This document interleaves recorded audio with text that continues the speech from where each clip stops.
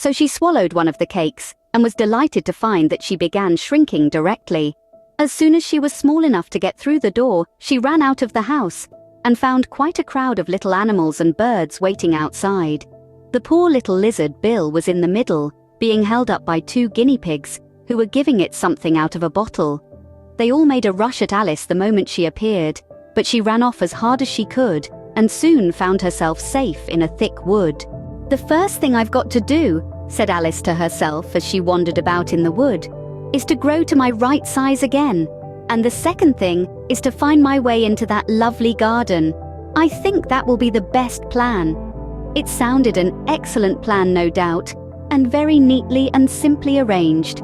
The only difficulty was that she had not the smallest idea how to set about it, and while she was peering about anxiously among the trees, a little sharp bark just over her head made her look up in a great hurry.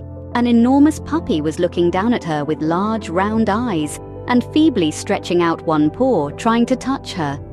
"Poor little thing," said Alice in a coaxing tone, and she tried hard to whistle to it, but she was terribly frightened all the time at the thought that it might be hungry, in which case it would be very likely to eat her up, in spite of all her coaxing. Hardly knowing what she did, she picked up a little bit of stick and held it out to the puppy, whereupon the puppy jumped into the air off all its feet at once with a yelp of delight and rushed at the stick and made believe to worry it. Then Alice dodged behind a great thistle to keep herself from being run over, and the moment she appeared on the other side, the puppy made another rush at the stick and tumbled head over heels in its hurry to get hold of it. Then Alice, thinking it was very like having a game of play with a cart horse and expecting every moment to be trampled under its feet, ran round the thistle again. Then the puppy began a series of short charges at the stick, running a very little way forwards each time and a long way back, and barking hoarsely all the while, till at last it sat down a good way off, panting, with its tongue hanging out of its mouth and its great eyes half shut. This seemed to Alice a good opportunity for making her escape, so she set off at once and ran till she was quite tired and out of breath, until the puppy's bark sounded quite faint in the distance. "And yet what a dear little puppy it was," said Alice, as she leant against a buttercup to rest herself, and fanned herself with one of the leaves.